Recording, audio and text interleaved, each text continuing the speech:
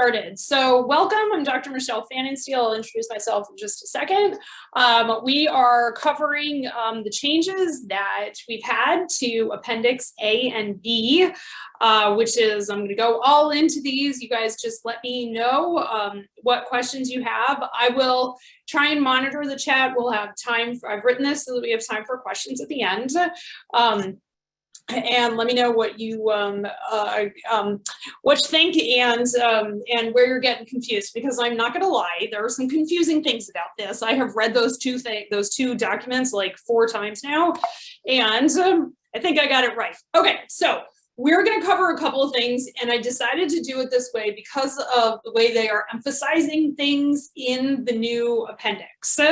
Okay, so we're going to cover HACCP because, yeah, hi, welcome. I'm Dr. P. I talk about HACCP all the time. Run a podcast on it, Food Safety University. If you're not listening to that, tune in. We're gonna have a really good podcast with the guy I'm doing a webinar with in 2 weeks, Ben Buchanan at Unified Fields. So that's coming out on Thursday. But we're talking about HACCP validation. I'll explain what both of those things are, what Appendix A and B is, just a little bit of the history, why they're changing things now, which I think most people don't understand. Then the big changes to A, the big changes to B, and I've tried to take a pretty big topic and get our hands around it for an hour-long webinar. And then I will be taking questions at the end. Okay, so without further ado, I'm Dr. P, Dr. Michelle Fanninsteel. I'm a veteran veterinarian. I've been doing this work for an awfully long time.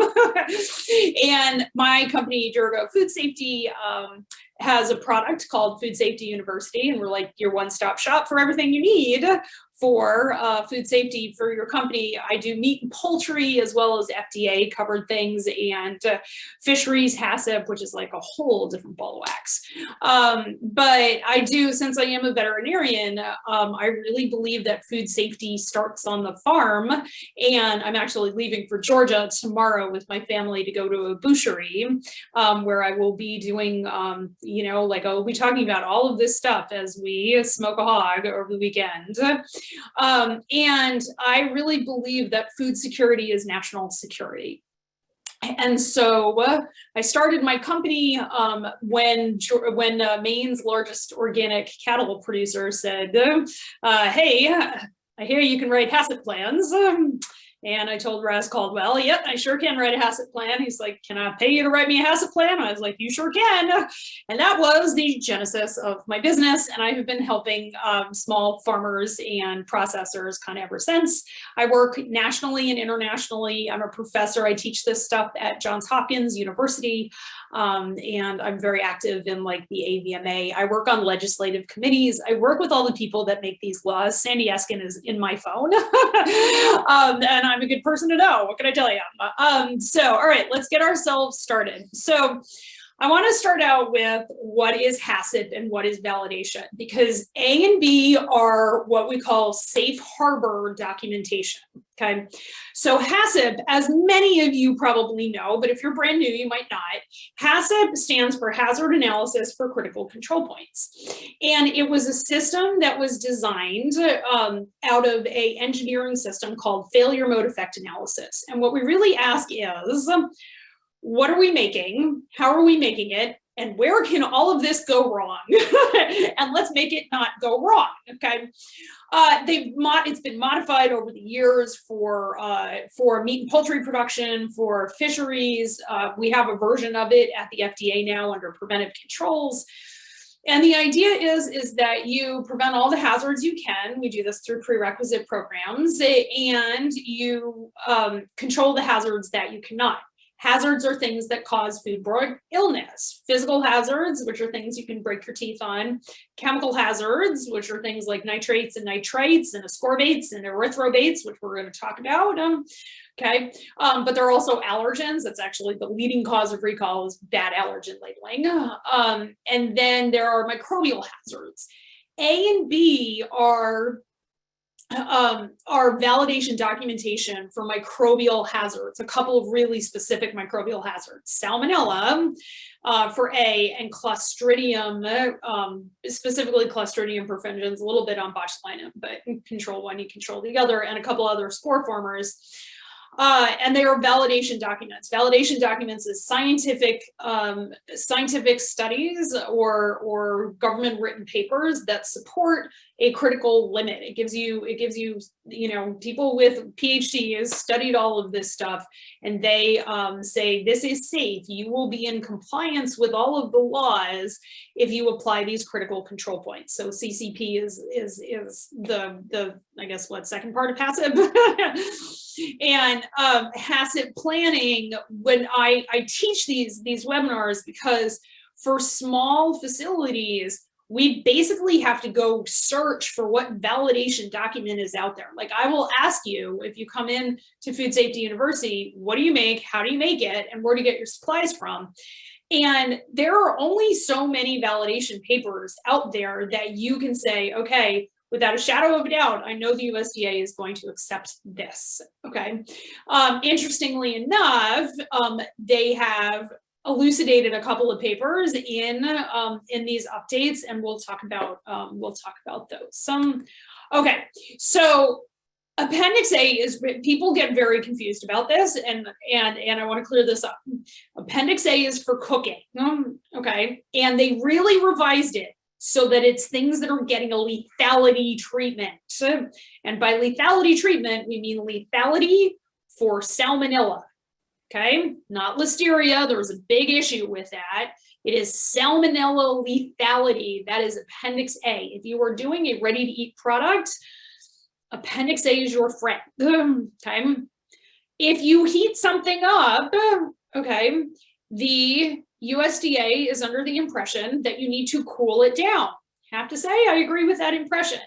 The issue is when you cool things down in an anaerobic environment, or really heat them up in an anaerobic environment as well, anaerobic means without oxygen, you run the risk of creating toxins from spore formers, okay? So Clostridium perfringens, Clostridium botulinum, and they even mentioned B. cereus, Bacillus cereus in here, which is a rising problem. So I want to note that if you're controlling for the Clostridia, you're controlling for B. cereus, but if you use grains, especially in a comminuted, in a ground product that is ground and stuffed, you need to be evaluating for the presence of B. cereus. Okay, the science of B. cereus has evolved pretty rapidly in the past 5 or 7 years. And we had our first recall for B. cereus a couple of weeks ago, actually. And it's in, B. cereus is in grain products, oats, it's in rice, and other, like other kind of grain products like that. And it can be a problem in anything that does not cool rapidly enough. But if you cool it rapidly enough to prevent Clostridium perfringens, you will also prevent B. cereus. Okay, so A is for cooking, B is for cooling. They call cooling stabilization, and I think it's because people like me really love long Latinate words. Paid a lot of money for those words, might as well use them. Okay, so why do we care now? Remember the part where I said I had Sandy Eskin on speed dial? Well, Sandy Eskin's the head of FSIS. She's a dear friend of mine. I love her very, very much, and I have done lots of work with her. She came from the Pew Charitable Trust, and the Pew Charitable Trust has a whole food safety division where they have been looking at the increasing incidences of salmonella.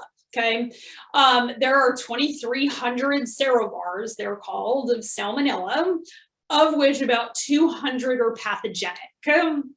Now, what this means is if something is pathogenic, it will make humans sick.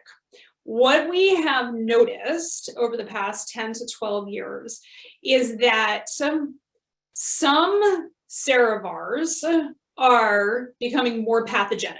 That means it takes less of that particular serobar to make you sick. It usually takes an awful lot of salmonella to make you sick. There has to be a ton of salmonella there, like 2 logs or more of salmonella. Whereas listeria is so infectious, there can be almost like, you can have like 1 colony forming unit and it can make you sick if, like if you're susceptible in a susceptible population, right? And so what's happening is that there are 3 to, the numbers get tossed around, but there are 3,000 to 4,000 people, they say, die every year from salmonellosis. It is questionable how many of those deaths are directly attributable to meat, because Salmonella, the largest infectious agent for, or infectious agents, the largest carrying agent for Salmonella is actually bakery products. Mostly because of cross-contamination. So the problem, we've really driven the problem out of meat to a great extent, but we really hear about the meat recalls because the numbers are so overwhelming, right? So we just had a Shigatoxin E. coli recall, and it was like 28,000 pounds. It's like a lot of hamburger, right? And so we hear about Salmonella in meat more often, but honestly, most of the infections come from FDA covered products. So that being said, since Salmonella is what we call a zoonotic disease, it is a disease that comes from animals. Salmonella lives in the gastrointestinal tracts of mammals and birds. Okay, I often joke around here, I have an entire business predicated on the idea of don't eat the poop. So guys, don't eat the poop. It's incredibly important that we have programs in our slaughterhouses where the animals are clean when they are slaughtered, that the slaughtering process leads to clean animals, okay, and then those go to fabrication. So to this end, our friends at FSIS put together these things called performance standards. We currently have performance standards in chickens and poultry. So, it actually covers all the amenable poultry species, but there are 9 billion chickens killed in America every year. That's 30 for every man, woman, and child in the country. And so mostly we're talking about chicken. Okay. So what happened was they instituted these Salmonella performance standards, and the big guys started failing. And so they changed the Salmonella performance standards, because we can't have Tyson not producing chicken, because, hey, look what happens when the big four stop producing meat. Like it turns into a crisis pretty fast, right? But then the small guys also didn't pass, and they came down way the hell harder. I know this shocks you. They came down way harder on the small guys because our small meat and poultry facilities are vastly over-inspected for the amount of product they put out into the food stream, right? And so they ended up changing the performance standards. They ended up changing how they actually do the testing, and these performance standards are now not valid. And they're all of, a lot of it is really up in the air. Well, this Appendix A and B updates came out like a week before Christmas at like 6 o'clock on a Friday. Okay. And then like 3 hours later, they sent out an update saying, hey, we're not enforcing these until mid-December 2022. Great. Well, then the Tuesday after Christmas, or after the New Year, so last Tuesday, a week ago, they introduced a new set of Salmonella testing for pork to go in support of Salmonella performance standards in pork. So coming to a slaughter and fabrication facility near you, FSIS will be collecting Salmonella samples. Okay. I have it on good authority at the last meeting I went to. They are trying to essentially create bacteria-free raw food, and they say no.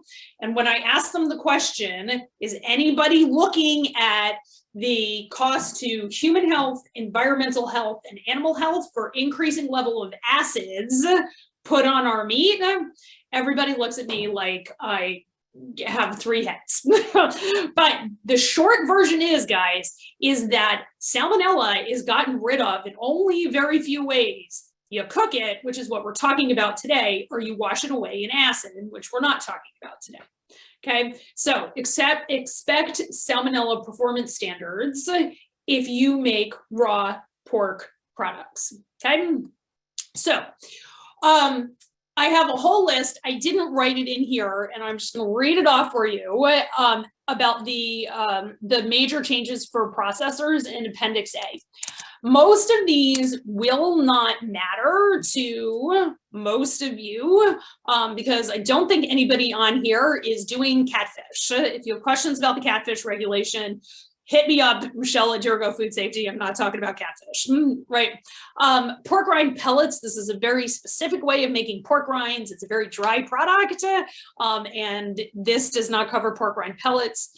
Rendered lard and tallow. If you are rendering pig fat or beef fat, you need to go to 9 CFR 315.1. That gives you your critical control point. It's literally written into federal law. Okay, so Appendix A does not cover that for a couple of different reasons, not the least of which it's already written into federal law, right?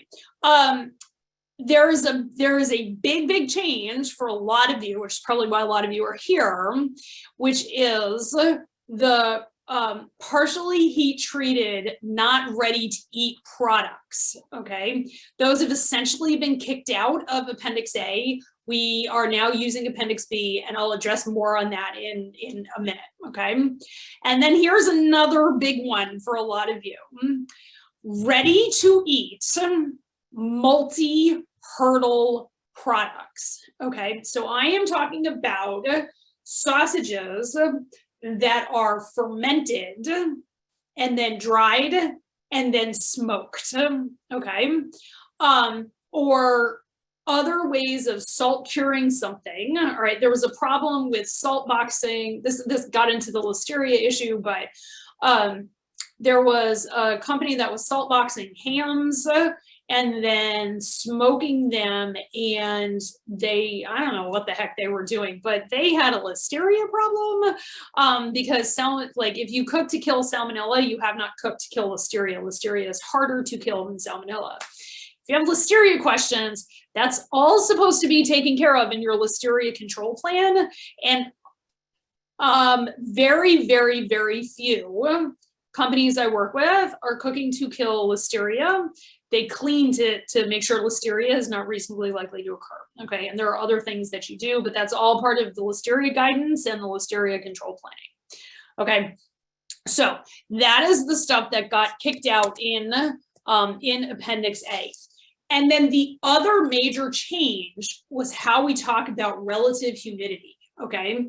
And essentially, they laid out all of the different ways, and we had this before in the previous Appendix A, all of the different ways when you do or do not need to be measuring and worrying about relative humidity, okay? And the reason they emphasize this so much is that we have discovered either the salmonella changed or science got better or kind of both at the same time, that the drier it gets, the less likely the salmonella is to die. It kind of closes up in on itself and goes into a state where it can still be it's not dead. And if it gets warm enough, it'll multiply and cause an infection if somebody ingests it. Okay, and so we're going to talk a little bit more about relative humidity. But if you do not have if you are cooking, the short version is if you are cooking things that are under 10 pounds, you have to have a way of measuring humidity. If it's more than 10 pounds of product in your ovens, then, and the oven stays sealed and all that sort of stuff, they assume the humidity is high enough to kill the salmonella, okay? All right, so here are some things that you have to remember. For fully cooked products, we can still have a 6-hour come-up time. The reason we worry about 6-hour come-up time is because of Staph aureus toxicity. Staph aureus is heat stabile, okay, which means that it is not destroyed by further cooking the way the toxins associated with botulism and perfringens are, okay, which is why we worry about stabilization. As you're in a 6-hour come-up time, if you get to like 130 or 120, you'll destroy the botulism toxins and you won't make anybody sick. Okay, so you can have this 6-hour come-up time for fully cooked products. If you are then going to label them as not fully cooked and not ready to eat, okay, have a whole section on how you are allowed to do that, okay? Which is a little novel. When they came out with the Listeria control plan guidance, they said if you have a fully cooked product, you have a fully cooked product and you can't back yourself into not ready to eat. But I will tell you this, and I will bring this up again. Whether you consider your product ready to eat or not ready to eat is almost immaterial. Because the third question of HACCP planning, after you form your team and you tell me what you're going to make, is who are you making this for? Because what matters is how your consumer consumes the product. Okay. And so if your consumer assumes that your product is fully cooked, you better treat it as fully cooked. Because I promise you, Bill Marler is coming for you because he doesn't play with that and he wins those lawsuits. And I promise you, you do not want to be on the other end of Bill Marler, okay? So if you have to be scrupulously honest with yourself and say, do my people eat this straight out of the packaging? And if the answer is yes, whether you think you have it or not, you have a ready-to-eat product and you better treat it as such. It needs to be free of salmonella, Shigatoxin E. coli, and listeria. The end. No court is going to side with you if you do anything differently, okay? So that was me getting onto my soapbox. I will climb off my soapbox now. Okay, so now if there is another option that is now in Appendix B around come up times for products that have nitrates and salts and keeping track of all of that. So I'll show you that table, okay?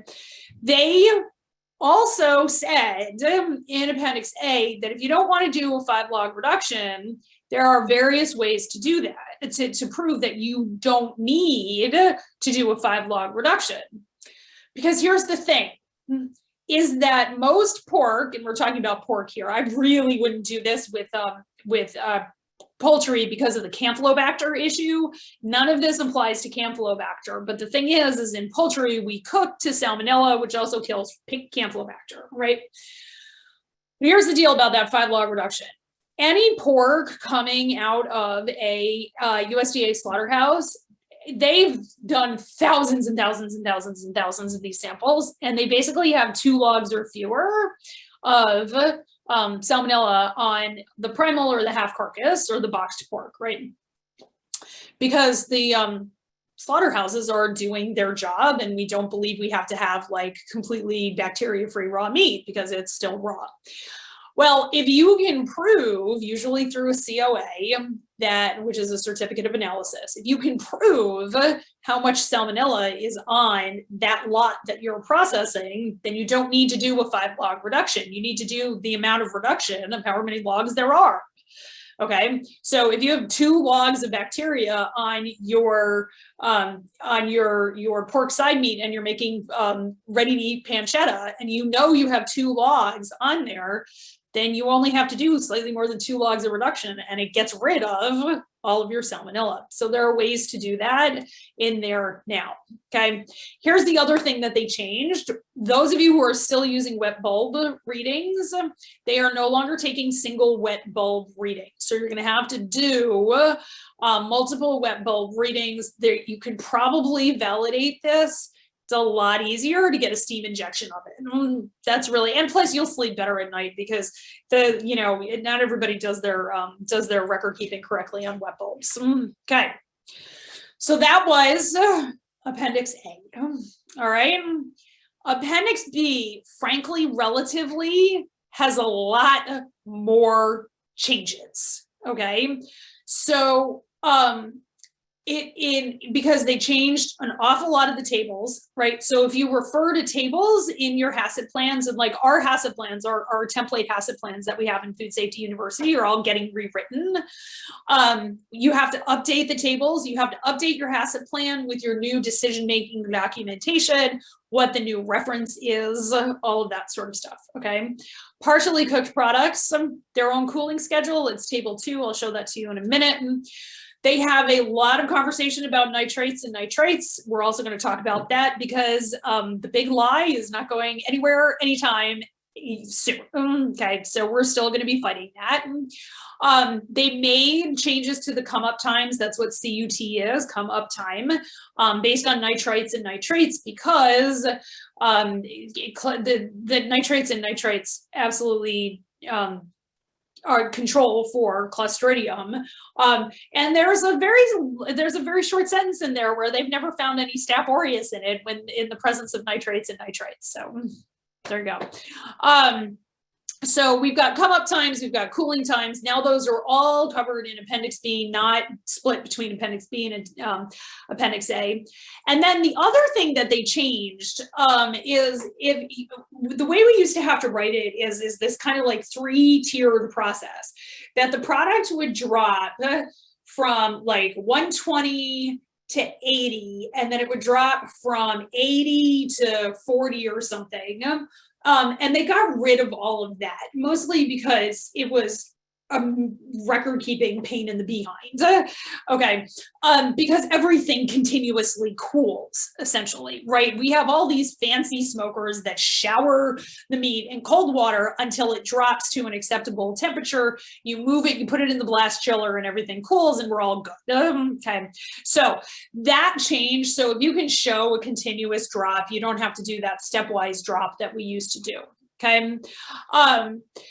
And then they stated that you don't have to consider Staph aureus as a hazard during cooling. I never considered Staph aureus as a hazard during cooling because we write personal hygiene programs, and you're supposed to follow them. So no open cuts, no, if you've taken my meat and poultry HACCP class, you know about the triangle. People with piercings do not belong on a floor where you are processing, especially ready-to-eat products or anything that might have a Staph aureus risk, okay, because it's not worth the risk.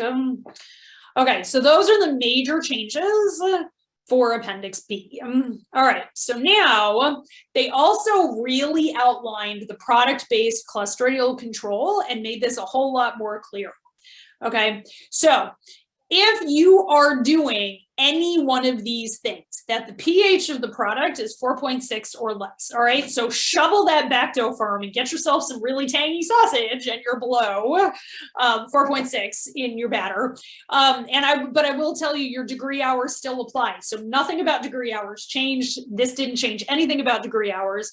That's where you usually get your fermentation in, is in your ferment step, where we have to go to degree hours, which is 1200. If you have questions about degree hour calculations, I can go over that during Q&A. Right. Brine concentrations. I'm not sure I know anybody who's doing a 10% brine. That is a very, very salty brine, very salty brine. Okay. And then a lot of you are doing water activities of 9.3 or less. Okay. And so if you are doing a fermented sausage, because remember, Appendix A doesn't cover multi-step things anymore, right? So if you are doing a fermented smoked sausage, and you don't want to bring your pH down to 4.6 because that is a very tangy sausage. If you get it to a water activity of 9.3 or less, then you are covered and you don't have to cool according to Appendix B, because Clostridia cannot grow without any water like that, okay? But their recommendation, and this is taken directly from them, is that this happens fast. Okay, well, I am going to assume that the degree hours still apply in 1200 degree hours. If you're fermenting below 90 degrees, above 16, below 90 is totally fine. And you're drying, especially if you're drying under refrigerated conditions, then you're fine, and you're not going to have an issue. Okay, which is how most people do it. And because the way a lot of people do it is they smoke and they ferment, and then they dry, and then they smoke for flavor. You may want to inverse that, and that'll speed up your drying process anyway, decrease the amount you're spending on inventory, because if your smoking process will help with the drying, and see if that fits within how you, if it still gives you the flavor profile that you want. That's a more efficient and safer way to do it, which is ferment, smoke, and then set it in the drying room. Okay. Okay, so this is your only options. Okay, if you are doing heat treated, not fully cooked, not shelf stable products. Okay, this is bacon. Okay, if you are doing uncured, completely uncured, not a celery juice powder, not a beet powder, nothing, you're totally uncured, essentially roasted pork bacon, you have to have come up to, you can't leave it between 50 and 130 for more than an hour. Okay, and then you've got to cool it down from, you know, wherever it is at 130 down to 80 in an hour and a half, 80 to 40 in 5 hours, and with a total cooling time of less than 6.5. Okay, that's really hard for most of you, and you're cooling. I am not going to lie, this is going to be hard to do unless you have really small, I guess, pork sides, or you're doing, I mean, you wouldn't be doing not ready to eat sausages like this. Don't do that. That's because people will not understand what you're doing and they'll ruin your product when they cook it. So this really is like bacon. The other reason they wrote this is for charred chicken, which doesn't have nitrates in it. And those are smaller. But as I said earlier, I would come to this. Do not char your products. Okay, if your people think it looks cooked, they're going to stick it in the microwave and they're not going to cook it to lethality. Okay, so charred products are an absolute insurance nightmare, and I know insurance agents who will not write coverage for charred products. There was Advanced Pierre in Portland, Maine, did charred chicken breast. They did a chicken cordon bleu, and what was it, like 4 million chicken breasts were recalled, and it drove them out of business, and they got bought by Tyson because it was that much of a disaster. Okay, so again, if it looks cooked, treat it as cooked. The ready to eat, ready to eat is not that much more difficult than not ready to eat. Okay, so now if you have adequate nitrates, 150 parts per million, so let's start doing our nitrate concentrations. Okay, and an accelerant. Now remember, you cannot use accelerants, ascorbates or erythrobates, not in the presence of a nitrate or a nitrate. Okay, because you'll be in violation of the law. So ascorbates and erythrobates can't be used all on their own, and they're considered chemical hazards. But if you have nitrate with them at 150 parts per million, which is what all this stuff is. Remember, we use nitrite for short curing and nitrate for long curing. Everybody who's following heat treated, not ready to eat, not shelf stable is using nitrite, because please don't be hang your bacon for like 30 days, because that's a complete waste, and you'll turn it into pancetta, which, then sell it as ready to eat product. Okay, so you can have up to a 6-hour come up time. Okay, so greater than 3 hours is what they say, but you have to make sure your make sheets determine that you have at least a 2% salt concentration. Now, the good news is for that is most of you have more than a 2% salt concentration, because it doesn't taste like bacon if it doesn't have at least a 2% salt concentration. Most of you are up around, between 2.8 and 3.2. So you're fine. So what you're going to want to do is add this math to your make sheets, okay, and 90-day validate it and make sure that it's okay, and then you're just going to go back and check it every so often, and you can print it out on your make sheets, okay.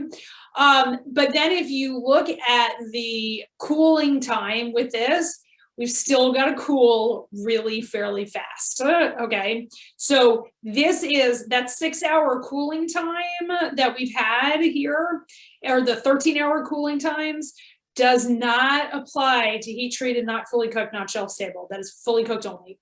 Okay, that's going to be a change for some of you. Alrighty. Okay, that was a lot. I understand that was a lot. Okay, now this is the next thing that I want to do, and I'm not reading this whole thing. You may want to take a screenshot of it, but what they figured out in rewriting Appendix A and Appendix B are there are these huge research gaps, which people like me have been pointing out to them for like a decade, right? That these research gaps exist, and you can't take away the older Appendix A and Appendix B if nobody's getting hurt without giving the little guys a chance to like have some safe harbor validation documents, okay?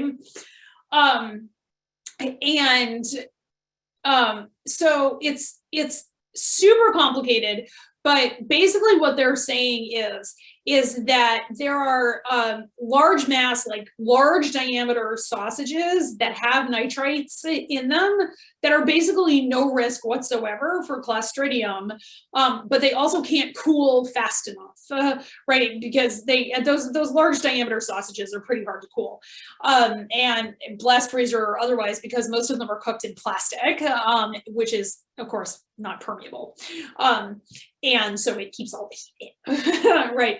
So they're not 100% sure what they're going to do about that. So everybody who's doing large mass non-intact products can keep doing what they are doing, and so then the next one is, if you for some reason have nitrites, erythrobates, or ascorbates and have super long heating and cooling times and you can't follow 2.3 and you've never hurt anybody, you don't have to do anything, which I find really weird, but that's what they wrote in there, and I'm not going to argue with them, okay?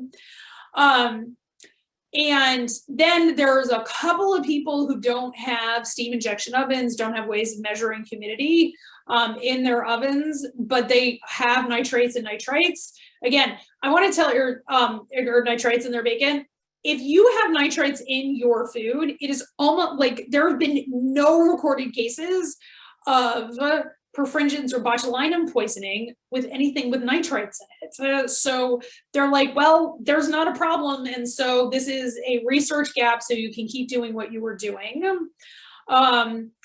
So then dry cured products, which have nitrites in them, a lot of you who are smoking have nitrites and ascorbates in those dry cured products, especially like snack sticks and that sort of thing. That's what that's after. If you have larger diameter sorts of things like that can't meet the cooling options, then you can keep using what you're using. But for all y'all who are doing small diameter nitrites, you know, something with like nitrites and a accelerant in it, you really should be able to meet those cooling options, and in large part because it's going to preserve your product, your like the taste and texture and things like that of your product. You don't want it to cool too slowly, because then everything kind of tends to start falling apart. So then there is all of these people who are using low brine concentrations and nitrites. They have no idea what to do with those. So all you who are pumping at a low brine concentration and using adequate nitrates, and you're using equivalent, like it's essentially your vacuum curing, equilibrium curing, they have the faintest idea what to do about that. And so your Appendix B stuff is still going to stay the same, which I thought was really kind of hilarious, because we've been telling them to fix that for a very long time. Okay, so here's the next thing. They finally had a real conversation about cased products. Okay, so any cased product doesn't have to meet the humidity standard, because guess what? If you are casing your product, the humidity is high enough inside the case, or else your case wouldn't work for what you were doing. Okay, so that was a relief. So if you don't worry, so if you have been measuring humidity and you've been smoking sausages or whatever, don't worry about it anymore, because your casing now functions as its own little humidity environment. So, all right. So then this gets us to the big why. Okay, they spend a lot of time in Appendix B talking about nitrates and nitrites and the natural ones and all of that. Okay, I am not here to debate the big lie. All I do is write HACCP plans in conformance with what the USDA says. Do we all know it's a big lie? Yes. Do I joke about it with the USDA? Of course I do. And they're kind of powerless to change it, because it would literally take an act of Congress, and that's not happening. All right, so So when you add natural sources, it does not make the product cured. You cannot put cured bacon or cured sausage or whatever it is on your label. They will kick you back. You will get recalled if it says cured. However, because reality being what it is, and if you add vegetable extracts to meat, those vegetable extracts contain nitrates and nitrites naturally occurring, vastly higher levels than they occur in the salts that we add in the batter if we're just using Cure 1 and Cure 2. You can, for pathogen modeling purposes on the Convex and the pathogen modeling programs, say that your product is cured. Okay, so we don't have to pretend anymore that there are no nitrites present. All right, your nitrites are present by virtue of your flavoring additives, even though we know it doesn't impart any flavor to it, really. Okay, because these things have been designated as antimicrobials. All right, now this creates for me a very interesting question in the Listeria control guideline. If we're using an antimicrobial process and now we can jump back into option 2 in Listeria control because Appendix B tells us we are using nitrates and nitrates, natural nitrates and nitrites as antimicrobial, does that change how we do our Listeria control planning? I do not recommend like altering your Listeria control planning based on Appendix B, but they did just open that door, and it will be interesting to see how that plays out. So, the next thing is if you are using natural nitrites, you cannot use synthetic accelerants.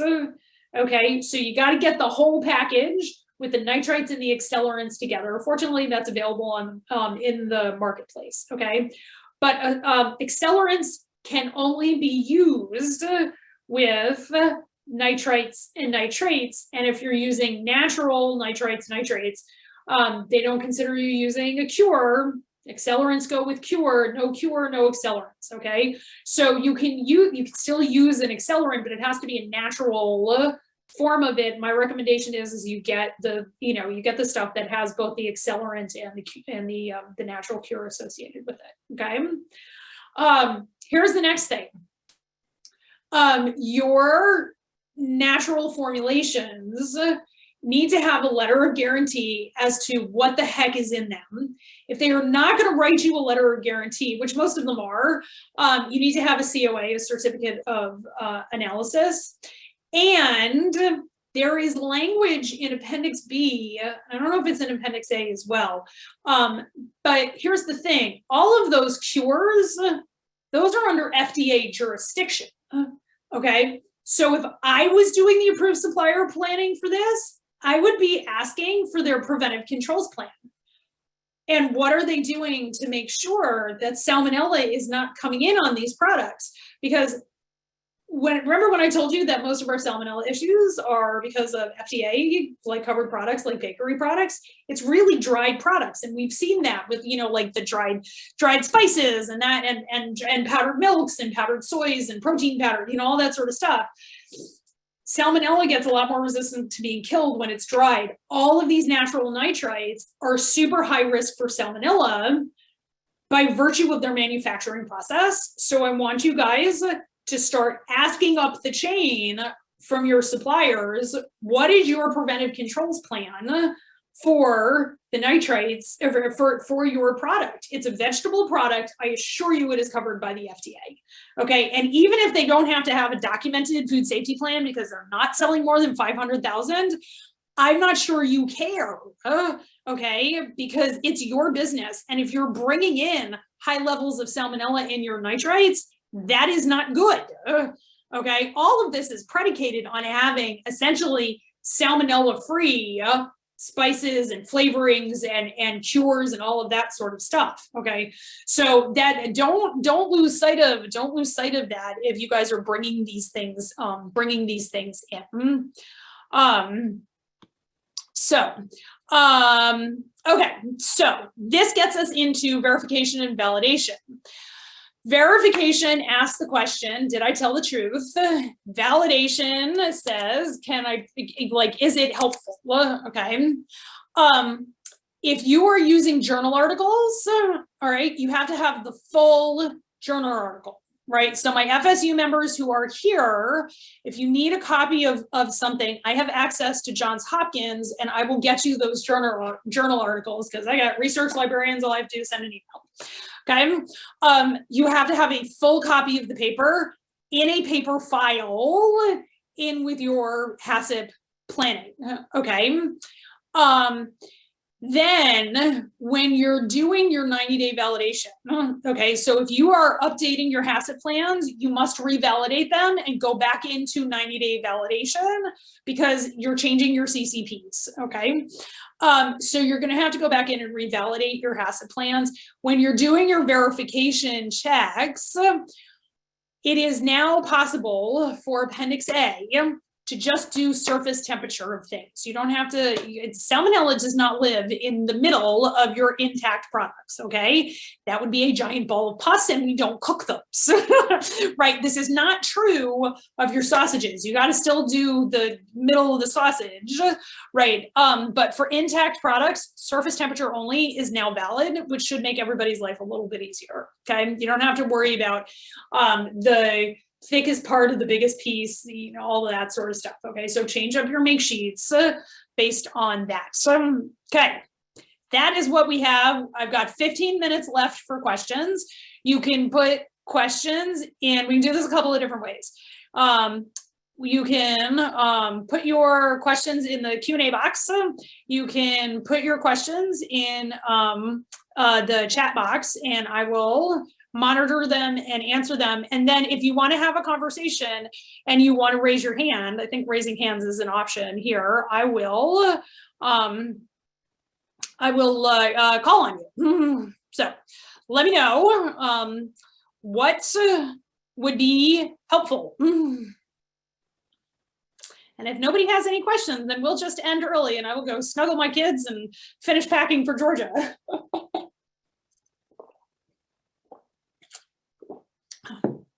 All right, well, I answered all your questions. I love that. Okay, so Travis, you raised a hand. I will figure out how to call on you. Allow to talk. There you go, buddy. Can you hear me, Travis? Can you come on to talk? Yeah, can you hear me? I surely can. What's your question, bud? Okay. First of all, thanks for the webinar. It's been very helpful. So our bacon plan is fully cooked. Okay. So on fully cooked, like today, we did bacon today and it took longer than 6 hours. So on our plan, so fully cooked bacon with sodium erythobate and with the correct parts per million for nitrite, are we still okay on over 6 hours with fully cooked? On come up time. Fully cooked on come up time. Okay. So your come up times, all come up times are now, so you're not okay. I mean, the way I read this, right, mm-hmm. Your come up time option is 6 hours or less. And okay.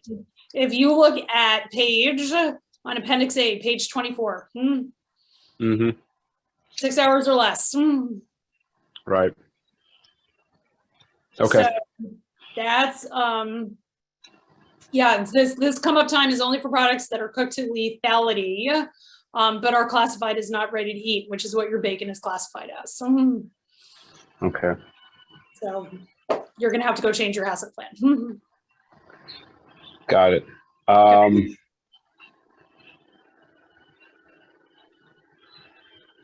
Okay, I think that was it. I think you covered everything else. Okay, very good.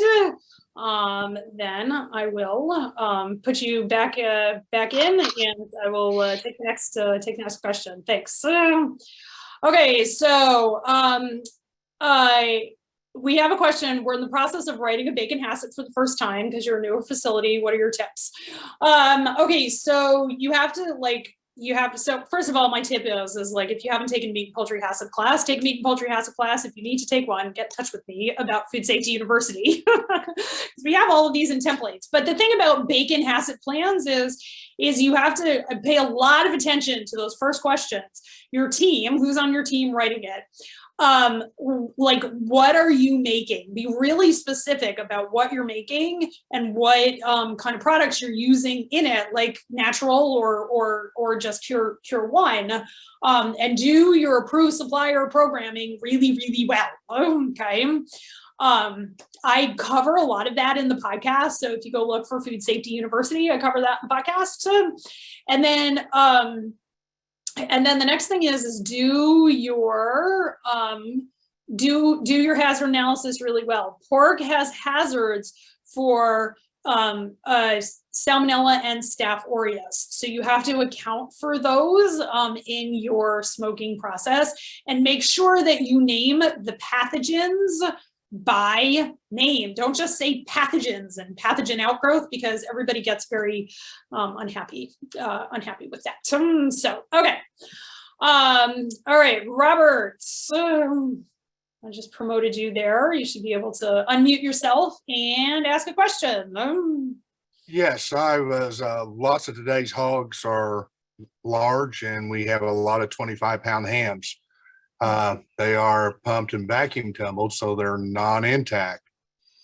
How is anybody going to ever cook, even with a steam oven, a 6-hour ham that is a 25-pound ham? Yeah, that's that then goes into the gaps that they have identified, that you have a non-intact product because of how you treated it, right? And you have a long come up time, but you have nitrates in it. Yes. Right. And so what I would recommend then is do a little testing and find out how much salmonella is coming in on those hams, and do the acid washes, because there's nothing that says you have to cook to kill salmonella. You could do 2 acid washes and kill salmonella. Okay. Okay. And I mean, our zero tolerant, our generic E. coli always comes back less than 0 on our hogs. We're allowed 10,000 CFUs, and for years it's been less than 0. Do I really need to check for salmonella? And we are using lactic acid just like we do on our beef on our slaughter floor. So yeah. So the Penn State paper, it takes 2 acid washes. So what I would do, okay, is I would, and discuss this with your inspector, but if you're doing 1 acid wash on the floor, okay, and that gets you, don't quote me on this with lactic, but it gets you slightly more than 2 logs of reduction of salmonella, okay? That should bring your salmonella on your carcasses down to really 2 logs or below. And then on your products, what I have all of my clients do is do an acid wash. They usually do 2 because they don't have control of the slaughter floor, but you do. And then they do the, like the warm water, and then you put on the acid, and you would use lactic, wait 5 minutes. Then you would be able to document for every lot a greater than 5 log reduction of salmonella, and you're fine. Then you don't have to cook to kill salmonella because your acid killed salmonella. Does that make sense? Yeah. Okay, and I do have the similar problem in bacon. We take our bacon to 145 so we can have a certified bacon to add to other products, and for trichinella. So now, but to cook bacon that fast and cool bacon that fast on some of these large hogs is going to be a very much challenge if we got to do that in 6 hours. We can get close, and a lot of times exceed that, but not always. It's not consistent. Right. So. Right. And so you can do the salmonella thing on the sides, because you're still doing, because again, you control your slaughter floor, so you document it, and then you just like carry through the paper on the lot, which you kind of have to do anyway. Okay. Right. Yes. Make sense? So, yep. All righty. Very good. Very good. All right. I'm going to put you back down. There you go. Thanks so much for your question. All righty, and Karen Talley at Hatch, who is one of my clients, if you go look her up, yeah, she was actually on the podcast. Karen, you were on the podcast, like in December, maybe in the beginning of December. She's happy to talk bacon HACCP with anybody. And Karen, if you have a question, you got to type it in because I don't see it yet, or if you just want me to call on you, let me. All right, Angie, you are up next. If you get yourself off mute, then you can. I'm happy to get your question.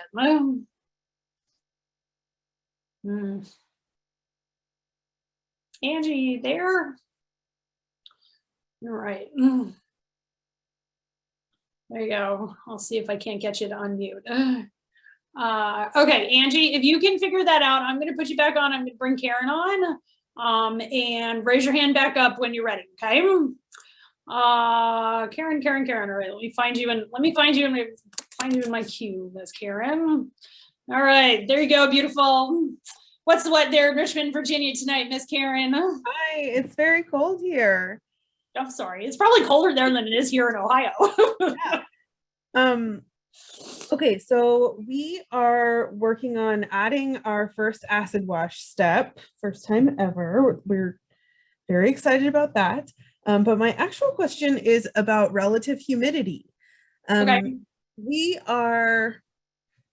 Right now, we're not doing anything in the oven that really requires relative humidity monitoring. Mostly all we're doing so far is roasting bones for bone broth. But in the future, we'd like to be doing jerky production, hams, all kinds of good RTE things. Right. But we know nothing about relative humidity, let's be honest. We have not done that research yet. So I just wanted to check in about what the new Appendix B how that might affect us. We're currently using just your standard commercial convection ovens. We don't have a steam injection oven that I'm aware of. But I wanted to know what kind of special equipment we might need. Okay, so here is what I'm going to do is I'm going to switch my screen share. Can you see the critical operating parameters for relative humidity? Yes. Okay, so here's the deal. Okay, here's how to read this. You have 4 options, right? And you can do steam injection for half of the cooking time and get it to above 145, right? The relative humidity is maintained by a sealed oven for at least 50% of the cooking time, 90% or above for the entire cooking time. They assume if you're cooking more than 10 pounds, okay, that the humidity is high enough. Okay. Is that like a single one? Is that like a single roast that's greater than 10 pounds? Or yeah. There's more than 10 pounds of stuff in your oven? I believe it is intact products of 10 pounds or greater. Okay. Versus 10 pounds of stuff, but don't quote me on that. I can get back to you. I just would have to go back here and reread it. Yeah, if I can just chop things into smaller pieces to cook them, that's great. Right, but you want to keep, but it's easier. It's easier if you just cook it in a sealed oven and it's 10 pounds or greater, because then you meet option 2 if you're cooking above 145, which you probably are. Okay. All right. Does that make cool. sense? Yeah. Thank you. Okay. So here we go. All right, that was Karen. Everybody go listen to the podcast that she was on. Okay. So the come up time, let's have a conversation about come up time. Okay. So the way the USDA sees it, okay, is that when you put product into the oven, it's relatively close to 40 degrees, okay? Because that's how most things, it's either been sitting in brine, gone through a vacuum tumble or something, all right? And it's cold. So bacteria doesn't grow between 40 and 50 degrees, really. And salmonella doesn't grow in any great numbers until it gets to 50 degrees. So if we look at this, right, and this is time, right, and this is, here we go, rearrange myself in my office here, and this is the number of bacteria. Okay, everybody can see that? You have what's called the lag phase, all right? So we're gonna put like 2 logs here, okay? And you will go along you will go along as the temperature goes up, okay? So an increasing temperature, all right, you'll have this lag phase because bacteria grows logarithmically, and it just takes a certain amount. They do this thing called quorum sensing, right? So you'll stay at 2 logs, right? This isn't time, this is, sorry, this is temp. You'll stay at 2 logs, right? And then as the temp goes up, all of a sudden we go into the exponential growth phase, and then it goes to a death phase, right? And so between, if we're gonna make this 40, then this would be 50. I mean, it really is maybe a little bit more, but it doesn't really get into its logarithmic growth. And then it starts dying at 130, okay? And so that's what they're talking about, all right?